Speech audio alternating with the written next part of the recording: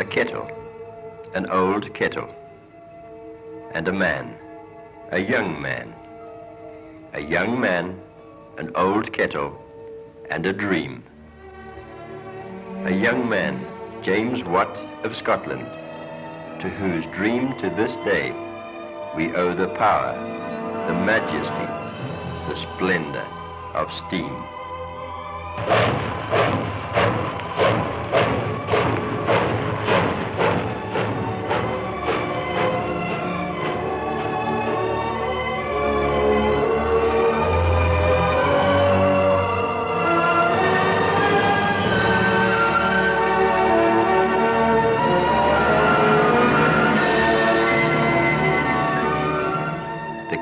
Unimpassioned beauty of a great machine, the black statement of pistons, condensers, valves, and superheated steam.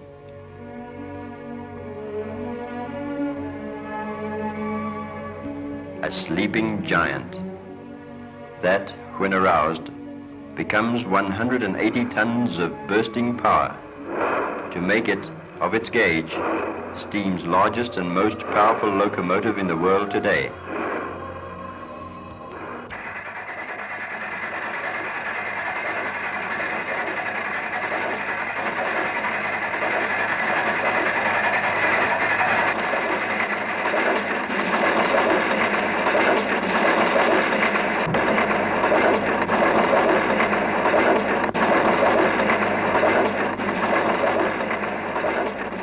And then, in contrast, the Lilliputian narrow-gauge railways of the Eastern Cape.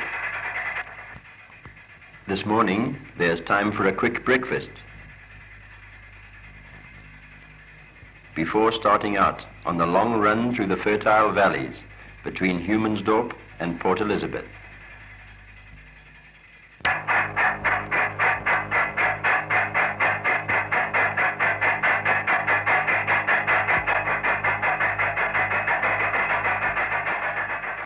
But of all the locomotives that are still in service across the country, pride of place goes to the magnificent 110-ton Class 15Fs, one of the last of a noble line, as steam, which for more than 2 centuries has moved the world on paths of steel, now makes way for more efficient but less spectacular sources of power.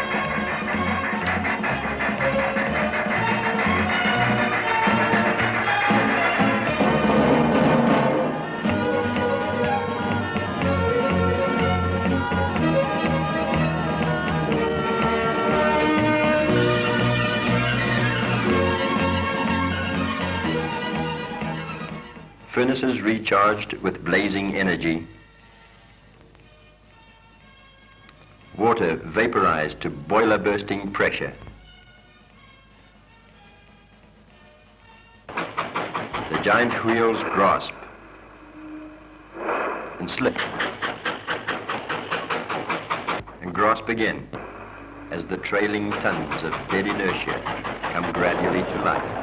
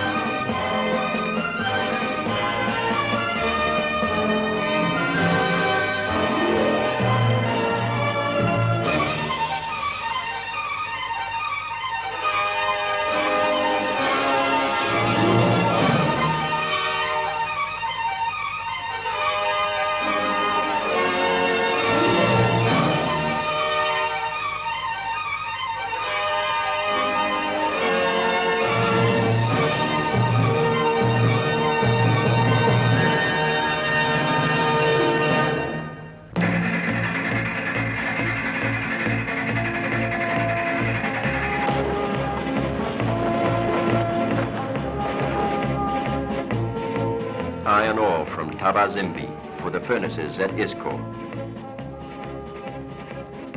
Mixed goods and coal from Middelburg. Petrol from the coastal ports and white pine from the Lowveld. Trucks and tractors, sheep and cattle, and the great black engine panting as it goes.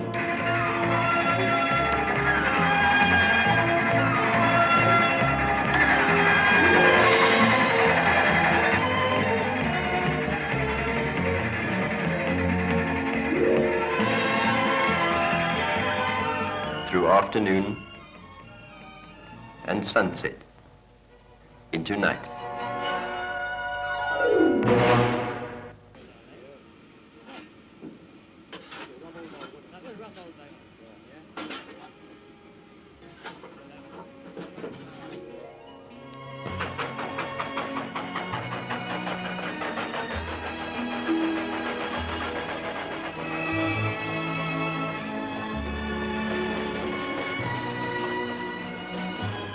With the passing of steam, we have come to the end of an era that was to see the dream of a young man and an old kettle brought to engineering perfection.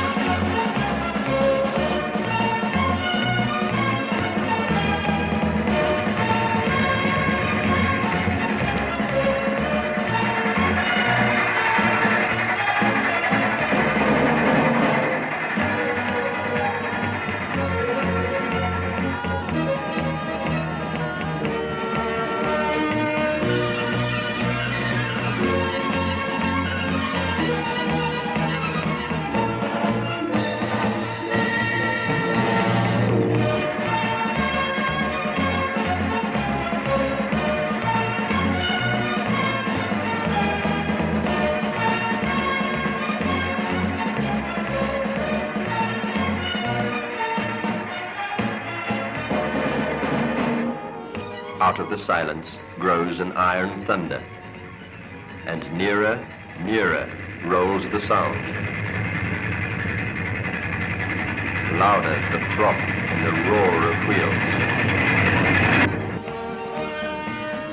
The shout of speed, the shriek of steam.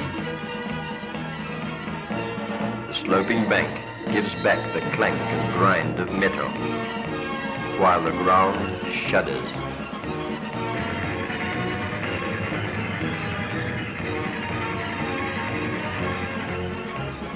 This, surely, is the splendor of steam.